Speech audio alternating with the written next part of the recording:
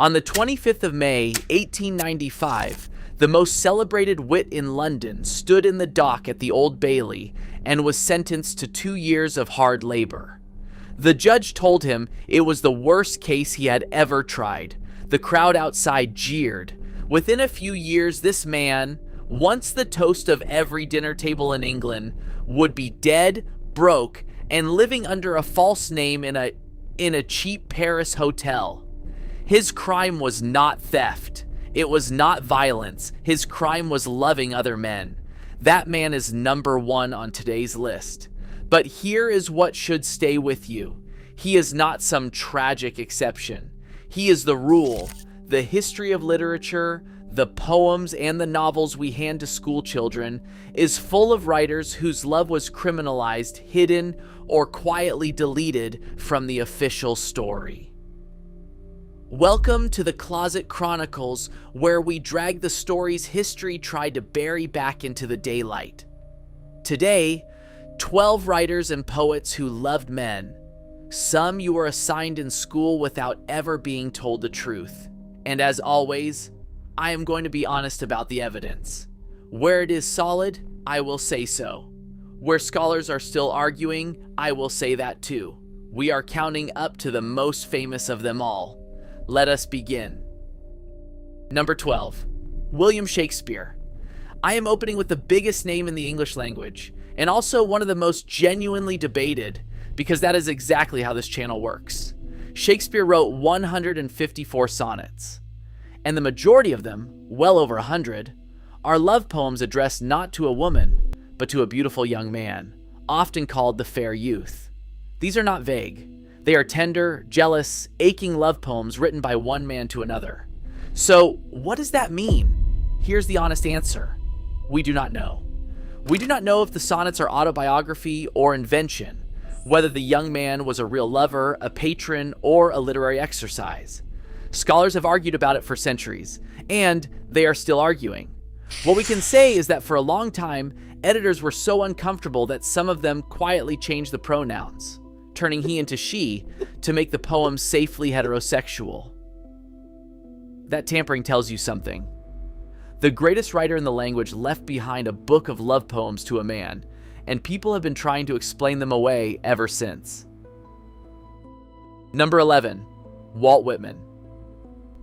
Walt Whitman is the father of American poetry, the booming voice behind Leaves of Grass.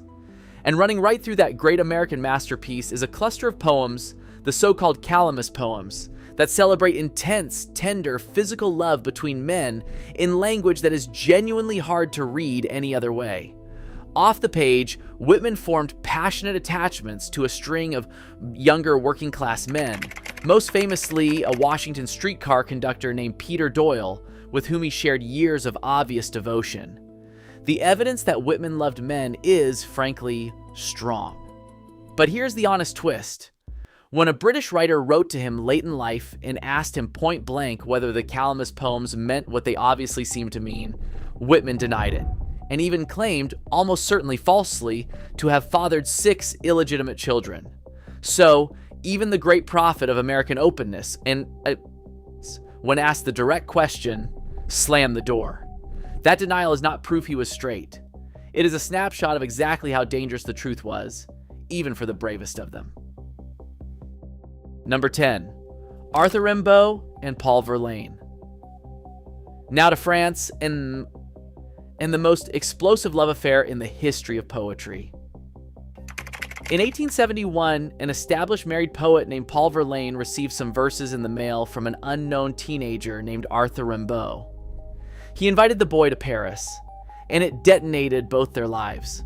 Verlaine abandoned his wife and infant son and ran off across England and Belgium with Rimbaud as his lover. It was brilliant, drunken, violent, and doomed. In July of 1873, in a hotel room in Brussels, a drunk and desperate Verlaine pulled out a revolver he had bought that morning and shot Rimbaud, wounding him in the wrist. Verlaine was arrested, and at his trial, the court ordered a humiliating medical examination, used what it found to confirm the men were lovers, and made that the reason to hand him a harsher sentence, 2 years in prison. Their relationship reshaped modern poetry. The state's response to it was to put one of them in a cell. Number 9. Marcel Proust. Marcel Proust wrote what many consider the greatest novel of the 20th century, the towering 7-volume In Search of Lost Time.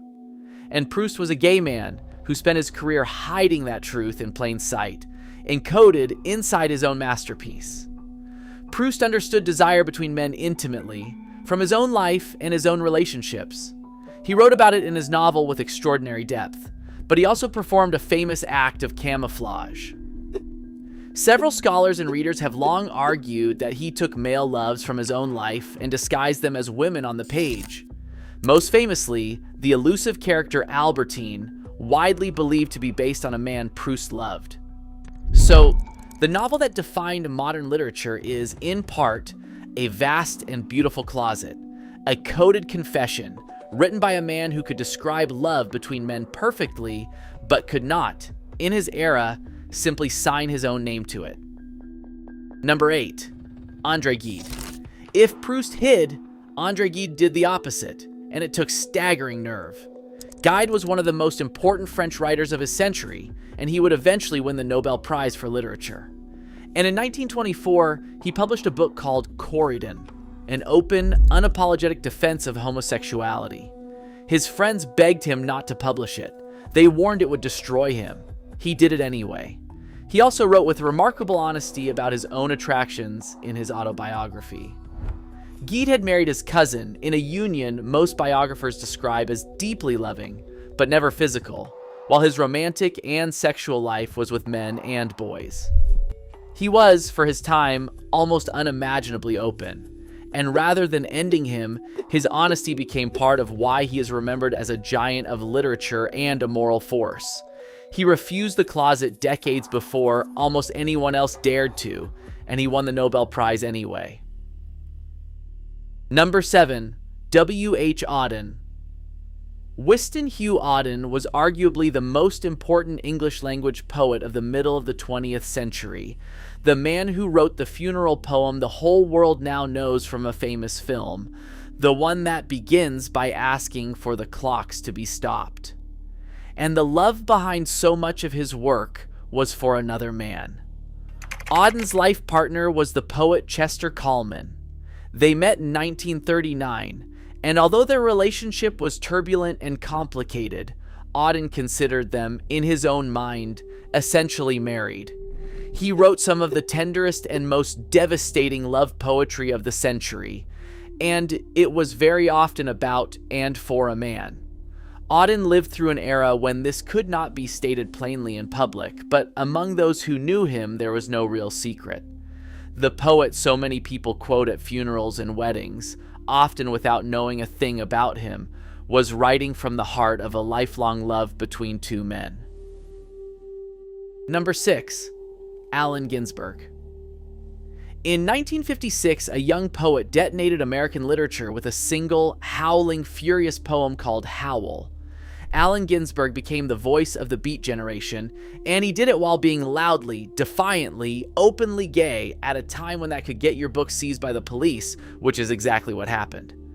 Howl itself contained frank references to sex between men, and the poem was put on trial for obscenity. It won, and the verdict became a landmark for free expression in America. Off the page, Ginsberg's lifelong partner was a man named Peter Orlovsky, and the two of them made essentially no effort to hide. In an era of fear and silence, Ginsberg's whole project was the opposite of the closet. He shouted. He put his love and his desire on the page in capital letters and dared the establishment to do something about it.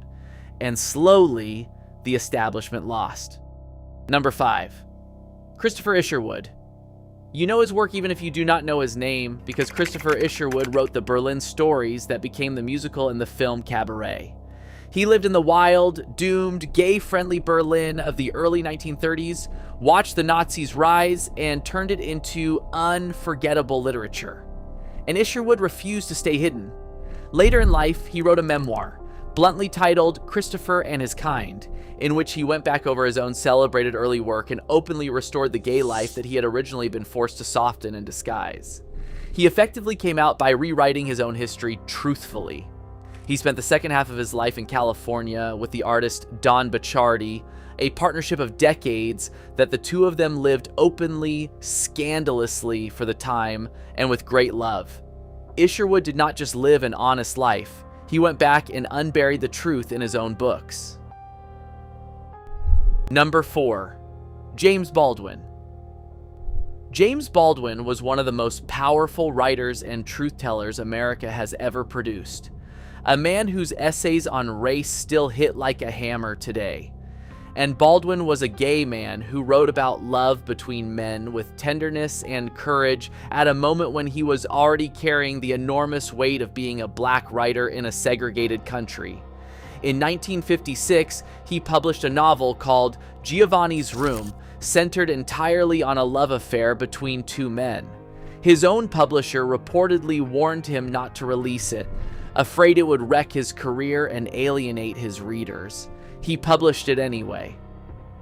Baldwin tended to resist the labels of his time, insisting that love was love and that the categories were too small.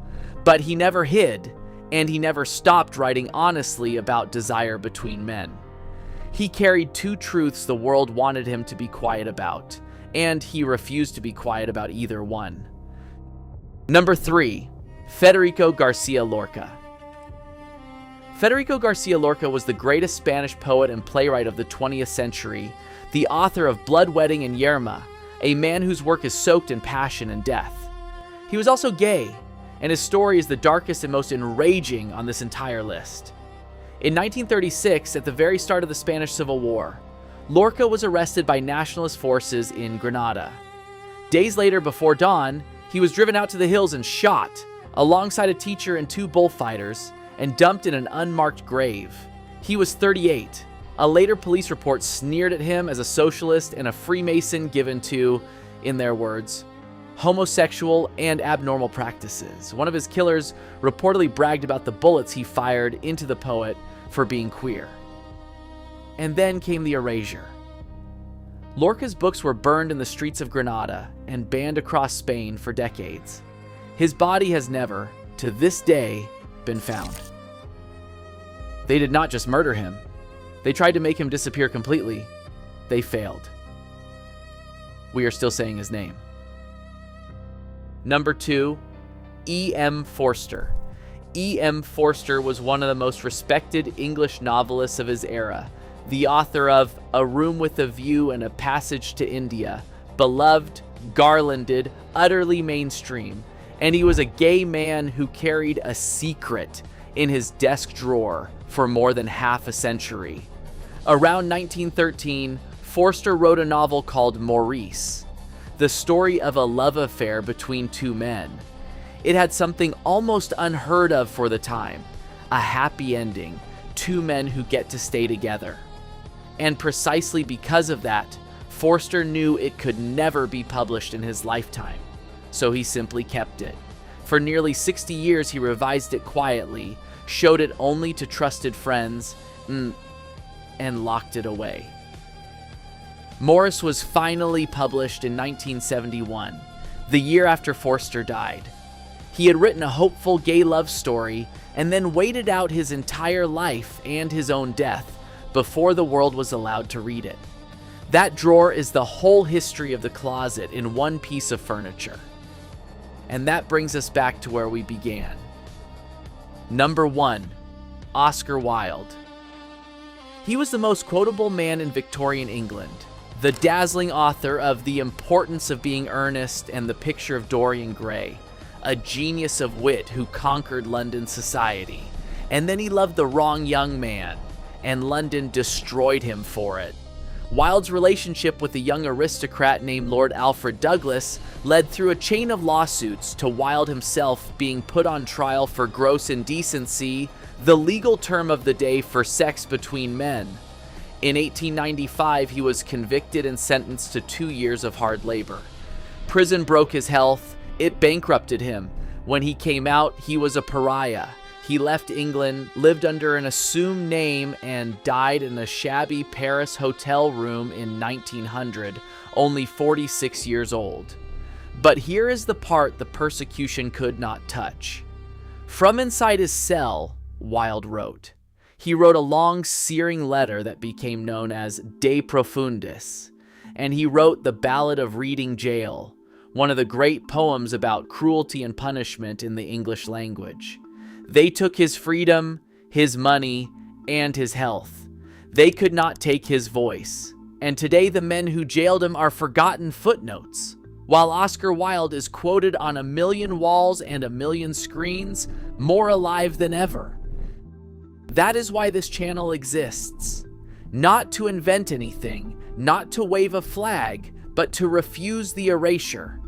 To say simply, here is who these people actually were, and here is who they actually loved, and you can decide what it means. 12 writers. One honest question mark. 11 of them documented, all of them real, and nearly everyone handed down to us with the truest part of their hearts crossed out, hidden in a drawer, or buried in an unmarked grave. We are putting it back. If one of these surprised you, tell me which one in the comments, because I read them. And if you want more of the history they try to keep in the closet, you know what to do. I will see you in the next one.